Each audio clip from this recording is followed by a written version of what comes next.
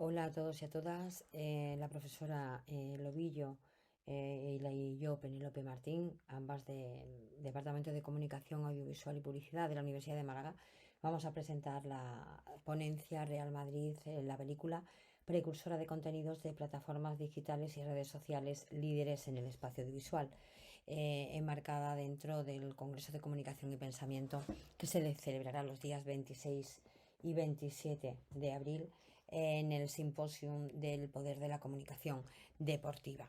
En primer lugar, nos gustaría señalar que, a modo de introducción, nuestro punto de partida sería ese año 2005, donde debería ocupar un lugar destacable un club deportivo que sentó las bases y la hoja de ruta de las estrategias de comunicación que en la actualidad se mantienen con absoluta vigencia, pero que hasta esa fecha parecía algo más cercana a una novela de ciencia ficción al uso.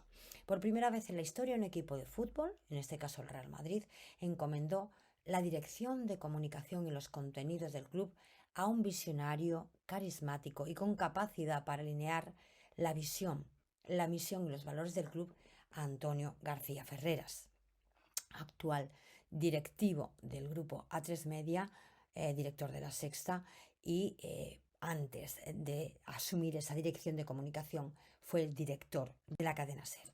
Sudicom se convierte así en el pilar sobre el que pivotaría el rumbo del club. Ferreras era por entonces director de la cadena SER y se convierte en el fichaje estrella de la era de los galácticos del por entonces presidente y actual Florentino Pérez. En cuanto al marco teórico, hemos recurrido a varios ámbitos de la literatura científica al respecto. Por un lado, la comunicación y deporte, recurriendo a estudios de la profesora Lobillo de 2013. En cuanto a comunicación y deporte propiamente dicho, los de Olave Sánchez del 19 o Ballester Excelencia también.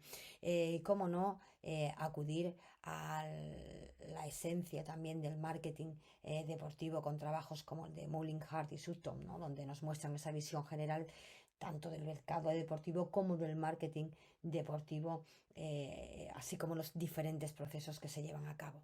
Y nos parecía fundamental abordar dentro de los estudios que se han realizado en cuanto al Real Madrid, aquellos como el de Eduardo González Calleja de 2004, en lo que se muestra sobre todo el poder de una entidad deportiva suficientemente representativa como era el club del Real Madrid y mostrar esa situación, ¿no? O los trabajos de Blanco Callejo y Forcadell, perdón, de 2006, en el que se estudia propiamente y se investiga el Club de Fútbol Real Madrid como ese nuevo modelo de organización empresarial para clubes deportivos en España.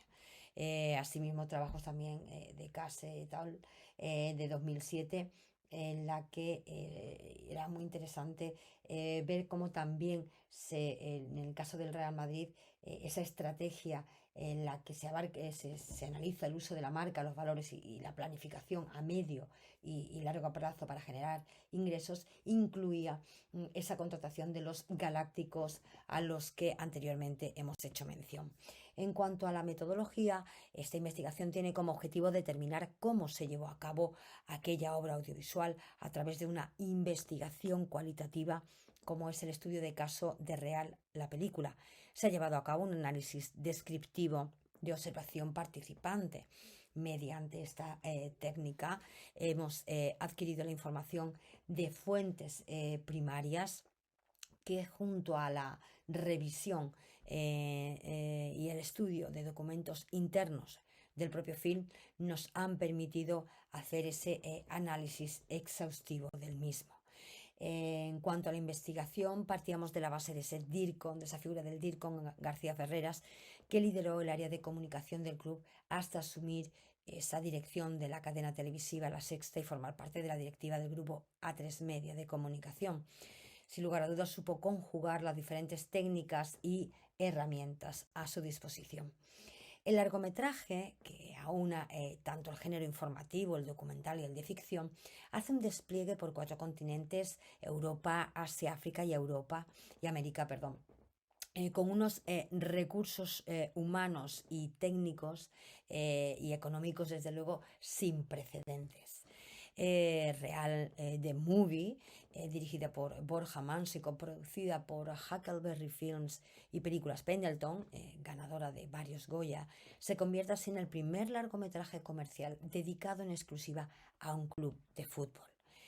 El director de comunicación se convierte de este modo en este eje principal sobre el que pivota toda la estrategia. En palabras de Ferreras, 5 vidas y 5 culturas distintas unidas por una misma pasión: el Real Madrid. El despliegue que se realiza y se lleva a cabo para realizar este largometraje se fundamenta en el acompañamiento permanente de las cámaras con los jugadores, con la directiva, en los diferentes partidos, entrenamientos, concentraciones, etcétera, durante un periodo de 6 meses. La película, como decíamos, se desarrolla con una parte de ficción y otra más documental.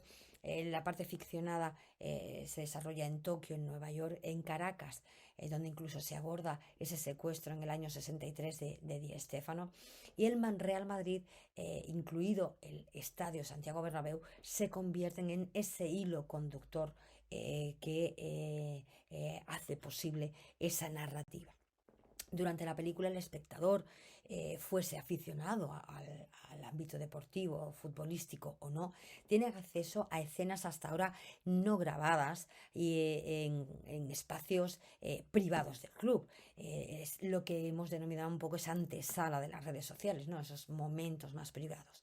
Se les acompaña en vestuarios, en el autobús del equipo, en el hotel de concentración. Se suceden anécdotas, situaciones vividas en aeropuertos, etcétera, etcétera. Donde, sin lugar a dudas, el despliegue técnico que se realiza tiene una pretensión de convertir sobre todo el film, la película, en una verdadera obra de culto para los amantes del ámbito futbolístico. Las 4 historias del film coinciden en el tiempo. Los 90 minutos que duran los avatares del Real Madrid y de la Liga desfilan por detrás de las vidas de los protagonistas. Y el clímax de la narración es ese encuentro entre el equipo blanco y el Barça, en el que finalizaron 4-2, con un despliegue técnico y humano sin precedentes. Un ejemplo de estos documentos a los que hemos podido tener acceso era una de estas planificaciones en la que podríamos ver un poco las diferentes posiciones de cámara, incluidas por primera vez en la historia la ubicación de microcámaras en las porterías, cámaras en los vestuarios, en el pasillo de los jugadores de salida al campo, en la zona de palcos, etcétera, etcétera. Al mismo tiempo pudimos tener acceso y así se puede detallar lo minucioso de esa planificación, como franja horaria, minuto a minuto, se van estudiando los movimientos, las diferentes unidades técnicas que hacían falta para dar cobertura a cada uno de esos momentos que formarían parte de este largometraje. Sin lugar a dudas, es la primera película oficial que un club de fútbol realizó. Y para que llevara a cabo este largometraje se invirtió un periodo de trabajo de 14 meses, aunque tuviéramos 6 meses propiamente de seguimiento a los jugadores. Y contó además con un presupuesto de 5,8 millones de euros, cifras que ya quisieran muchas películas de narrativa más dramática haber tenido en su haber. La elección del formato de HD alta definición, recién aterrizado en ese momento en nuestras fronteras, no hacía sino vaticinar el éxito que las grandes plataformas digitales como Netflix, HBO, Amazon Prime o Filmin ofrecen a las audiencias. Y fuesen o no cualquier público que pudiese disfrutar de esa pieza audiovisual, fuesen o no seguidores del club o de una disciplina deportiva en concreto, la posibilidad de seguir a estos ídolos de masas en situaciones no mostradas en público hasta el momento, sin duda alguna corroboraría esa antesala de las redes sociales. El Estadio Santiago Bernabéu fue ese lugar elegido para el preestreno de la película, donde se congregaron a más de 4.000 aficionados, donde contó con la participación tanto de la directiva como de esos jugadores denominados galácticos, y donde un equipo de más de 3.000 personas pudieron hacer que eso fuese una realidad. Como conclusión, se trata de un estreno de cine, de una exhibición, de una estrategia de marketing. Sin duda alguna, lo hemos trabajado más como un proyecto de innovación en la comunicación deportiva. Por un lado, en cuanto al contexto en el que se plantea, con la llegada de Florentino, el fichaje de un director de comunicación con unas perspectivas en comunicación de acciones y de estrategias muy visionarias y pioneras en el momento, vanguardistas, sin lugar a dudas. Un personal con el que había que contar para llevarlo a cabo, unos contenidos que deberían ser jugosos, apetecibles para los diferentes públicos, y un proceso en el que evidentemente se había llevado a cabo una reflexión, una revisión y una evaluación del mismo. Por tanto, ese estreno mundial de la película se llevó a cabo el preestreno en el Estadio Santiago Bernabéu, y el estreno en Estados Unidos y en Asia, aprovechando esa pretemporada. De nuevo insistimos en la estrategia de marketing tan espectacular que realiza el club para captar seguidores y para vender el club en todas y las diferentes variantes que podrían verse.